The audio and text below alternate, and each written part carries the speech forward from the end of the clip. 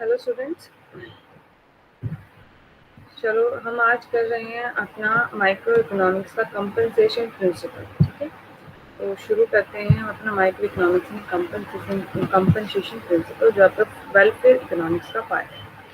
देखो, अभी हमने इससे पहले किया था पैरेटो ऑप्टिमैलिटी या फिर पैरेटो एफिशिएंसी, जिसको हम कह रहे थे। तो पैरेटो ऑप्टिमैलिटी या फिर पैरेटो एफिशिएंसी क्या कह रहा था, वो ये कहते हैं कि कोई भी अगर आपको इकोनॉमिक चेंजेस करने हैं, ठीक है, तो इकोनॉमिक चेंजेस जब भी आप करते हो तो आपको इस तरीके से करना चाहिए कि कोई इंडिविजुअल बेटर हो, यानी कि उसमें बेहतरी वो बेटर रहे, और उस टाइम पे कोई दूसरा बंदा वर्स ऑफ भी ना। ठीक है, यूजुअली हम पैरेटो ऑप्टिमम यही कहते थे, लेकिन अब यहाँ पे एक चीज आई कंपनसेशन प्रिंसिपल के नाम से, जिसको बेसिकली हमारे इकोनॉमिक्स कैल्डर, हिक्स एंड स्कोटोस्की ने दिया था। ये क्या कहते हैं, इनके जो वेलफेयर क्राइटेरिया को कंपनसेशन प्रिंसिपल बोला जाता है, और ये कहते हैं कि अगर कोई भी इकोनॉमिक या सोशल चेंजेस अगर हमें लेके आने हैं, जिसमें कुछ बंदों को गेन होगा और किसी को लॉस होगा ही होगा, ठीक है, तो ऐसे केस में कंपनसेशन प्रिंसिपल कहता है कि हमें क्या करना चाहिए कि जो हमारे गेनर्स हैं, गेनर्स को हमारे लूजर्स को कंपनसेट कर देना चाहिए। अगर कंपनसेशन के बाद, अगर उनको कंपनसेट करने के बाद उनका जो नेट वेलफेयर, अगर जो उनका नेट गेन कहेंगे हम उसे, अगर उनके कंपनसेशन के बाद अगर उनका गेन होता है, आफ्टर कंपनसेशन अगर उनका गेन होता है, तो हमें वो चीज़ वो क्या करेगा, बेसिकली वो चेंज वेलफेयर लेके आएगा सोसाइटी में। अगर वो कंपनसेट नहीं कर पाते हैं, दैट मीन्स वो वेलफेयर नहीं लेके आएगा, इसीलिए हमें वो चेंज नहीं लेके आना चाहिए। कंपनसेशन प्रिंसिपल यही है कि बेसिकली जो अगर कोई इकोनॉमिक चेंजेस या फिर कोई सोशल चेंजेस कर रहे हैं, उसके कारण अगर हमारे पास दो पार्टीज रहेंगी, एक गेनर्स रहेंगे, एक लूजर्स रहेंगे। ठीक है, क्योंकि कभी भी एक आपका कोई भी अगर आप चेंज लेके आते हो तो हर किसी को उस चीज़ से गेन नहीं हो सकता, और हर किसी को ऐसा भी नहीं है कि लॉस भी हो। ठीक है, तो जो आपकी दो पार्टीज हैं, गेनर्स एंड लूजर्स की, तो बेसिकली कंपनसेशन प्रिंसिपल कहता है कि गेनर्स को क्या करना चाहिए, प्रिंसिपल अपने जो लूजर्स को कॉम्पनसेट करो, और आफ्टर कॉम्पनसेटिंग भी अगर उनका कुछ गेन बचता है तो उस केस में आपकी सोसाइटी वेलफेयर, सोशल वेलफेयर माना जाएगा। ठीक है, अब इसकी कुछ अजम्पशंस हैं। अजम्पशन पहले यही है, सबसे पहले अजम्पशन ये है कि जो आप इंडिविजुअल की बात कर रहे हो, वो अपनी सेटिस्फेक्शन बेसिकली अच्छे से जज खुद ही अपनी सेटिस्फेक्शन को जज कर सकता है। ठीक है, उसको पता है उसकी सेटिस्फेक्शन कहाँ है, और उसकी सेटिस्फेक्शन अदर्स पीपल पे डिपेंड नहीं करती, वो इंडिपेंडेंट है। उसके बाद इन्होंने कहा कि जो टेस्ट है वो कांस्टेंट रहेगा, टेस्ट में चेंज नहीं आएगा। यूटिलिटी एक ऑर्डिनल मेजरमेंट है, दो मेजरमेंट आप पढ़ते हो, कार्डिनल ऑर्डिनल। ठीक है, कार्डिनल जिसमें आप नंबर्स में काउंट कर सकते हो, ऑर्डिनल जिसमें आप काउंट नहीं कर पाते हो। ठीक है, बेसिकली इसमें आप रेफरेंस देते हो, तो यहाँ पे इन्होंने यूटिलिटी को ऑर्डिनल मेजरमेंट बोला है। उसके बाद बोला कहते हैं कि आपका है ना इंटरपर्सनल भी कंपैरिजन नहीं है यूटिलिटीज का, यानी कि हमारी खुद की यूटिलिटीज में हम कंपैरिजन नहीं करेंगे। एक्सटर्नैलिटीज नहीं है, एब्सेंस ऑफ एक्सटर्नैलिटीज है, प्रोडक्शन और कंजम्पशन दोनों में। उसके बाद इन्होंने कहा कि आपकी जो प्रॉब्लम्स है प्रोडक्शन की और एक्सचेंज की, उसको आप सेपरेट रखोगे। ठीक है, कि मतलब जो आपको डिस्ट्रीब्यूशन की और प्रोडक्शन की जो प्रॉब्लम्स क्रिएट होती हैं वो सेपरेट है। आपका सोशल वेलफेयर लेवल कहाँ, कहता है कि जो आपका सोशल वेलफेयर का लेवल है वो फंक्शन रहेगा लेवल ऑफ प्रोडक्शन का। ठीक है, यानी कि लेवल ऑफ वेलफेयर जो है आपका सोशल वेलफेयर, वो फंक्शन है किसका, लेवल ऑफ प्रोडक्शन का। और उसने कहा कि अगर कोई इनकम के डिस्ट्रीब्यूशन में चेंजेस होते हैं, ठीक है, तो उसका सोशल वेलफेयर पे कोई इफेक्ट नहीं होगा। इनकम डिस्ट्रीब्यूशन में अगर चेंजेस होते हैं तो उसका सोशल वेलफेयर पे कोई इफेक्ट नहीं होगा। अब इसमें हमने ये तो इनके देखो अजम्पशंस थी, इन अजम्पशंस के बेसिस पे एक स्कल्डर और आपके जो स्कोटोस्की हैं, इन्होंने क्या दिया है, इन्होंने अपने कंपनसेशन क्राइटेरिया दिए हैं। अब कैल्डर और हिक्स के हम कंपनसेशन क्राइटेरिया को, वैसे तो इन्होंने अलग अलग दिए थे, लेकिन दोनों के जो क्राइटेरिया है ना वो लगभग सेम है, इसीलिए बेसिकली हम इसको साथ में पढ़ते हैं। कैल्डर और हिक्स के कंपनसेशन क्राइटेरिया को हम साथ में पढ़ते हैं, और स्कोटोस्की को हम अलग से पढ़ते हैं। ठीक है, तो कैल्डर और हिक्स स्टार्टिंग में अगर हम बात करते हैं तो स्टार्टिंग के कंपनसेशन क्राइटेरिया इन्होंने ही दिए थे। ठीक है,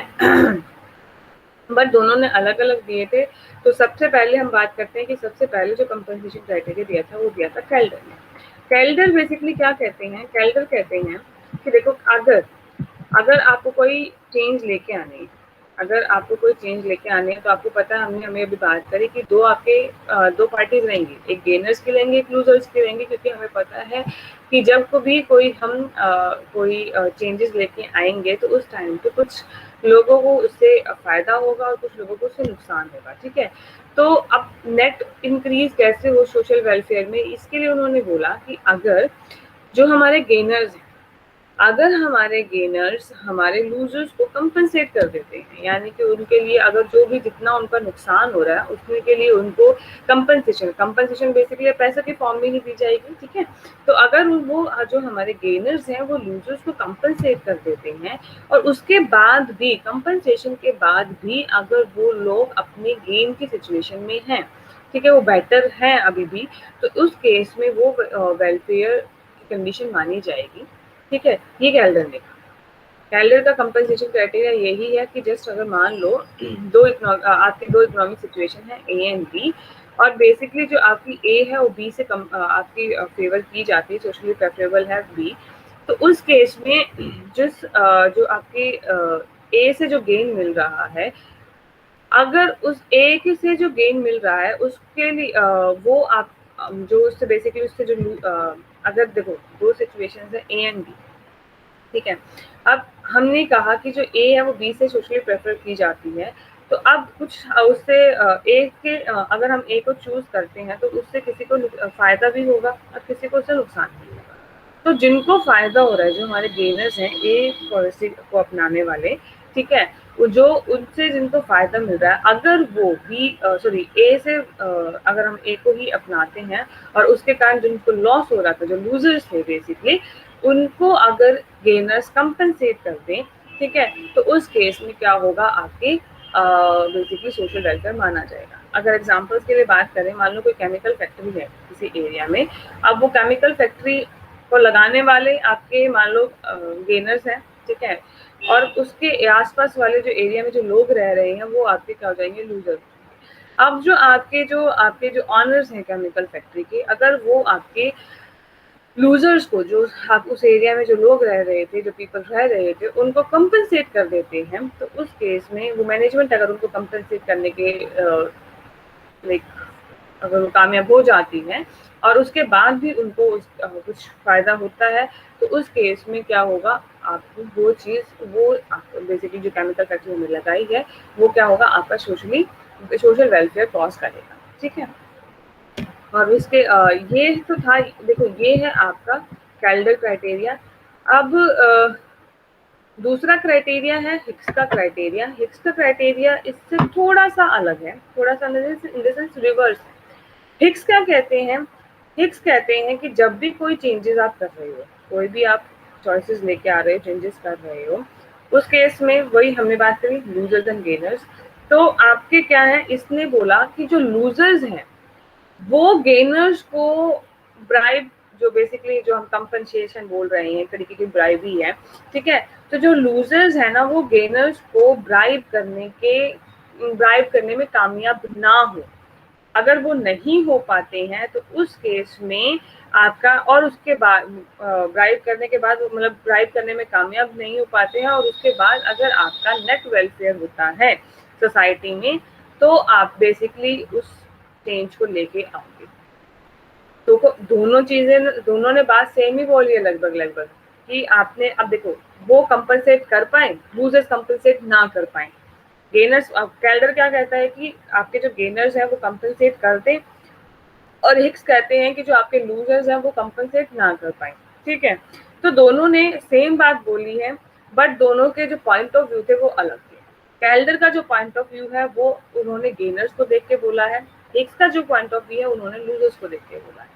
बात सेम ही है, ठीक है, बट बात यहाँ पे क्या है कि दोनों ने अलग अलग, उनके पॉइंट ऑफ व्यू अलग अलग थे, लेकिन बात दोनों ने सेम बोली। कैल्डर ने गेनर्स के पॉइंट ऑफ व्यू से बोला है एंड हिक्स ने लूजर्स के पॉइंट ऑफ व्यू, ठीक है। इसको हम डायग्राम के थ्रू भी बता सकते हैं। देखो यहाँ पे जैसे डायग्राम आपको दिख रहा होगा, ये एक्स एक्सिस पे हम ए की यूटिलिटी को मेजर कर रहे हैं और वाई एक्सिस पे हम बी की यूटिलिटी को मेजर कर रहे हैं। आर एस आपका यूटिलिटी पॉसिबिलिटी कर्व है, ठीक है। अब देखो इस पे जो आपके ए की और बी के डिफरेंट डिफरेंट यूटिलिटी के कॉम्बिनेशन ये शो कर रहा है आपका। डाउनवर्ड मूवमेंट आपकी क्या शो करती है, डाउनवर्ड मूवमेंट शो करती है आपकी कि ए की जो यूटिलिटी है ना वो तो बढ़ेगी और बी की यूटिलिटी क्या हो जाएगी, कम हो जाएगी। वैसे ही अपवर्ड मूवमेंट क्या शो करेगा, अपवर्ड मूवमेंट शो करेगा कि आपका ए की यूटिलिटी तो घटती है और बी की यूटिलिटी बढ़ती है। अब ये कहता है कि अगर आपके जो ये मूवमेंट है ना इसके ऊपर, इस पूरी यूटिलिटी कर्व के ऊपर अगर मूवमेंट होती है तो ये मूवमेंट होती है बेसिकली आपकी जब आप इनकम को रीडिस्ट्रीब्यूट करते हो। मान लो अगर आपके दो इंडिविजुअल मान के चल रहे हैं ए एंड बी, स्टार्टिंग में वो इनिशियली सी पॉइंट के ऊपर थे, ठीक है। अगर वो सी पॉइंट से इस डी पॉइंट के ऊपर मूव कर जाए through the redistribution of income, अगर वो सी पे आपका मूव कर जाते हैं तो इस केस में बी को तो फायदा होगा लेकिन ए को क्या हो जाएगा, ए की यूटिलिटी घट जाएगी, है ना। अब यहाँ पे बोला, इन्होंने कहा कि देखो अगर ये जो आपका सी से डी है ना ये आपके पैरेटो क्राइटेरिया को फुलफिल नहीं करता है, ठीक है। क्यों, क्योंकि पैरेटो क्राइटेरिया क्या कहता है कि आपका कोई भी जो चेंज हो वो कब हो, जब किसी का बेटर ऑफ हो लेकिन without walls of the other one, ठीक है। लेकिन यहाँ पे तो ए की यूटिलिटी कम हो गई, तो ये जो डी पॉइंट है ये डी पॉइंट पैरेटो ऑप्टिमैलिटी को शो नहीं करता है, ठीक है। आपके जो पॉइंट है ई जी एफ ये बेसिकली आपके पैरेटो ऑप्टिमैलिटी को कॉज करते हैं, क्योंकि देखो क्या है, सॉरी शो करते हैं, नॉट कॉज करते। अगर आप एफ पॉइंट के ऊपर जाते हो, इस एफ पॉइंट के ऊपर आपकी बी की यूटिलिटी तो सेम रहती है, ठीक है, बी की यूटिलिटी में कोई चेंज नहीं आ रहा, लेकिन ए की यूटिलिटी क्या हो रही है, बढ़ रही है, यानी कि कोई भी फोर्स ऑफ नहीं हो रहा, ठीक है। और यहाँ पे अगर ई पॉइंट पे जाते हो तो ए की यूटिलिटी सेम रहती है और आपकी बी की यूटिलिटी बढ़ जाती है। और अगर आप जी पॉइंट पे जाते हो तो जी पॉइंट तो बेसिकली उसमें तो क्या है, दोनों की यूटिलिटी बढ़ ही रही है, घट नहीं रही है दोनों की यूटिलिटी, ठीक है।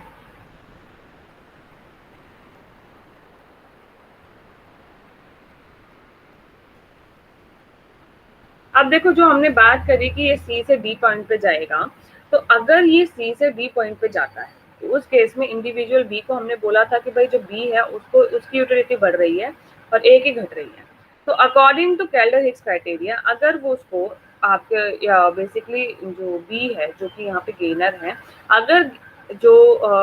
बी बेसिकली इंडिविजुअल है वो ए को कंपनसेट कर देता है, ठीक है, और कंपनसेट करने के बाद भी अगर उसको बेटर ऑफ वो रहता है यानी कि उसको फायदा रहता है, तो उस केस में क्या हो जाएगा आपका, वो चेंज हो जाएगा, उस चेंज को ले लिया मतलब अडॉप्ट कर लिया जाएगा, अदरवाइज नहीं किया, ठीक है। उसके बाद एक आया इसको स्किटोस्की पैराडॉक्स। स्किटोस्की पैराडॉक्स बेसिकली क्या है, ये दिया किसने, नाम से ही है, स्किटोस्की ने दिया था इसको। उन्होंने कहा, कहते देखो क्या है कि कोई एक पर्टिकुलर सिचुएशन में हो सकता है कि जो बी है वो ए से बेटर हो, ठीक है, लेकिन वहीं पे अगर कैल्डर हिक्स क्राइटेरिया को आप अपनाते हो ना तो कहता है कि उस क्राइटेरिया के अकॉर्डिंग क्या है कि ए जो बी पोजीशन है मान लो वो ए पोजीशन के ऊपर चूज की जाती है,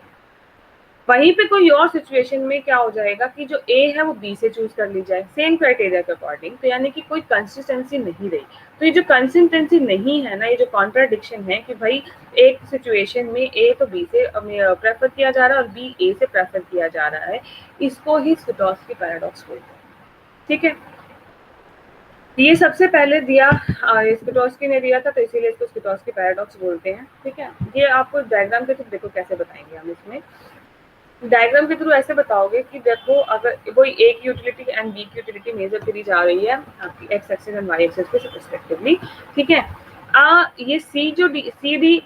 हम दो यूटिलिटी पॉसिबिलिटी कर्व हम लेके चल रहे हैं यहाँ पे C D and E F, जो अपने आपस में एक दूसरे को क्या कर रहे हैं, इंटरसेक्ट कर रहे हैं, ठीक है। इंटरसेक्ट कर रहे हैं, अगर जस्ट इमेजिन करो पहले आपका जो पॉसिबिलिटी कर्व पे सी डी पॉसिबिलिटी कर्व पे हम जी पॉइंट के ऊपर है, ठीक है। कुछ आपके चेंजेस करने के बाद के कारण आपके कुछ आपके जो बेसिकली पॉलिसी चेंजेस के कारण आपकी यूटिलिटी पॉसिबिलिटी कर्व आपकी जो शिफ्ट हो जाती है और वो ई एफ हो जाती है। अब कहता है कि आप और इसके ऊपर आपका जो कोई भी इंडिविजुअल है वो एच पॉइंट के ऊपर है। अब जी से एच पॉइंट बेसिकली क्या है आपका, बेटर है ना, जो ये एच पॉइंट है ये बेटर है आपके जी से, अगर हम कैल्डर हिक्स क्राइटेरिया की बात करते हैं तो, ठीक है। अब इसने कहा कि अगर हम रिडिस्ट्रीब्यूशन ऑफ इनकम करते हैं तो हम एच से के पॉइंट पे पहुंच सकते हैं। अब एच से तो के पॉइंट पे ही जाएंगे ना, क्योंकि ई एफ की हम बात कर रहे हैं, ठीक है। अब अगर एच से इस के पॉइंट के ऊपर जाते हैं तो इसका मतलब क्या है, कहता है कि अगर जो आपका इंडिविजुअल बी है ना, वो इसका मतलब अगर हम पहुंच पा रहे हैं एच से के पे, इसका मतलब क्या है कि जो आपका बी इंडिविजुअल है वो ए को क्या कर सकता है, पूरा कंपनसेट कर रहा है और उसके बाद भी वो बेटर ऑफ है। अब इसने कहा कि अगर आप इसके कंपैरिजन करो, इस पॉइंट से जी और के कंपैरिजन आप करते हो, जी और के में जब आप कंपैरिजन कर रहे हो तो इसमें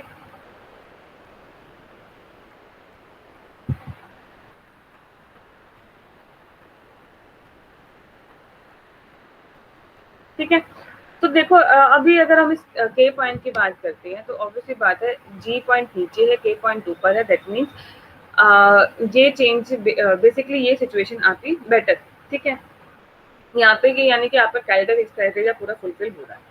अब अगर आप देखो क्या कहता है कि इसके ऊपर, इसी पॉइंट के ऊपर जब बेसिकली अगर आप रिवर्स मूवमेंट करना चाह रहे हो, रिवर्स मूवमेंट का मतलब क्या है कि अगर आप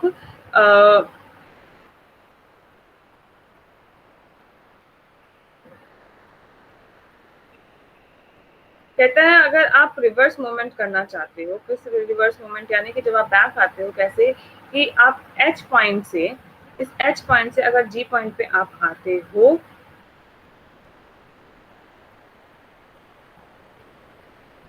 तो बेसिकली क्या होना चाहिए आपका, एक सेकेंड स्टूडेंट्स, एक सेकेंड रुकना।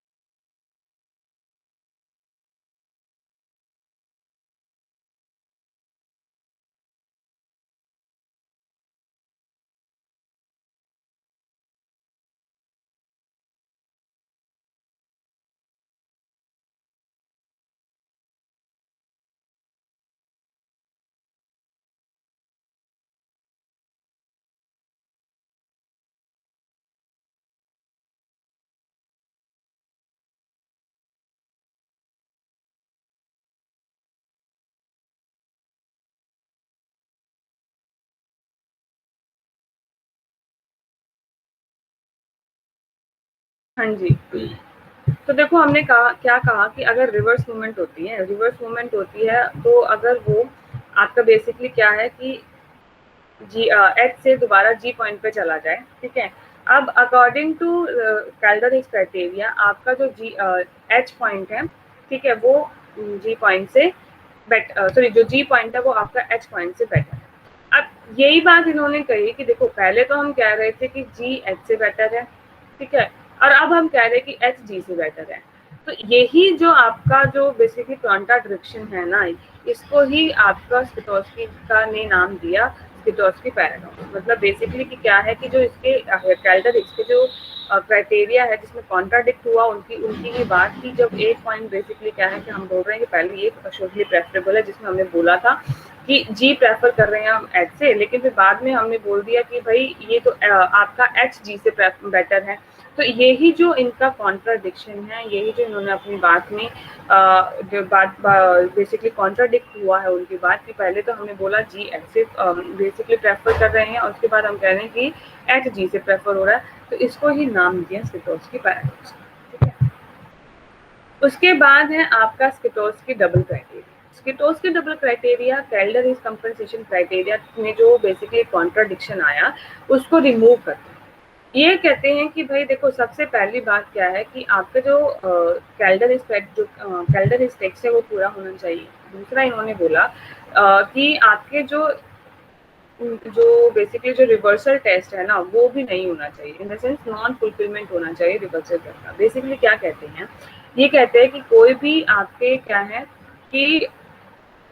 आपके जो क्या बोलते हैं, उन्होंने जैसे कि कैल्डर हिक्स ने तो अलग अलग बात बोली थी ना कि अगर गेनर लूजर्स को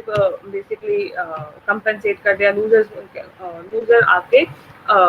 गेनर्स को कंपनसेट कर दे, उस तरीके की बात करी थी उन लोगों ने। लेकिन स्किटोस्की ने क्या कहा, स्किटोस्की ने कहा कि कोई भी इंडिविजुअल वेलफेयर की सिचुएशन में होगा अगर इकोनॉमिक सिचुएशंस में जो चेंजेस आ रहे हैं उसके कारण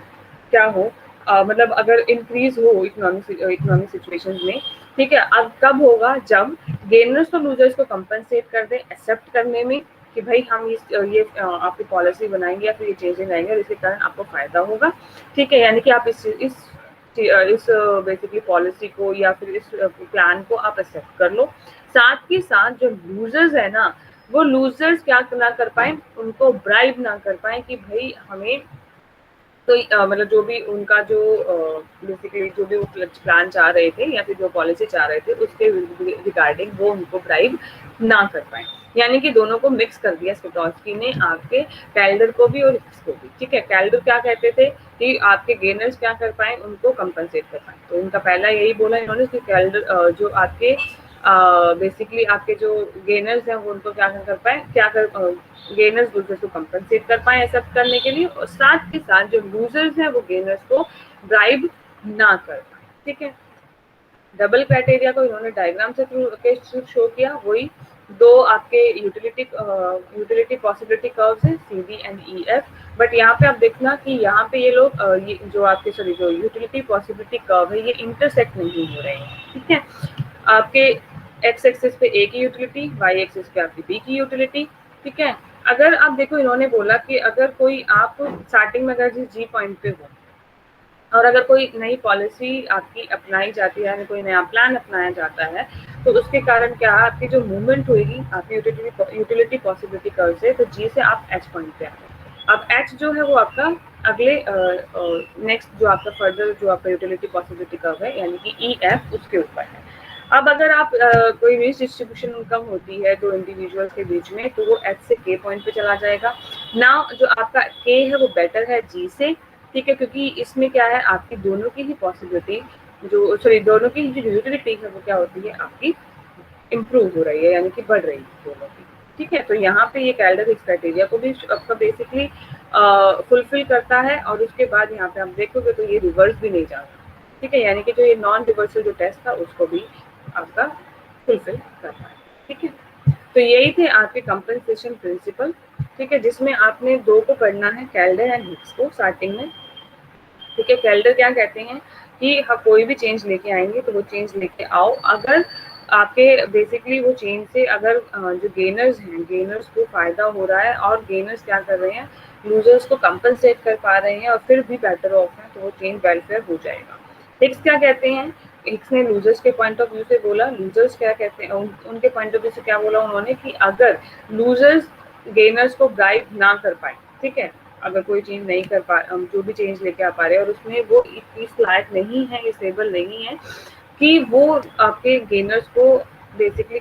सॉरी ब्राइब कर पाए, तो उस केस में वो सोशल वेलफेयर हो जाएगा, ठीक है, जो भी उन्होंने सिचुएशन चूज की।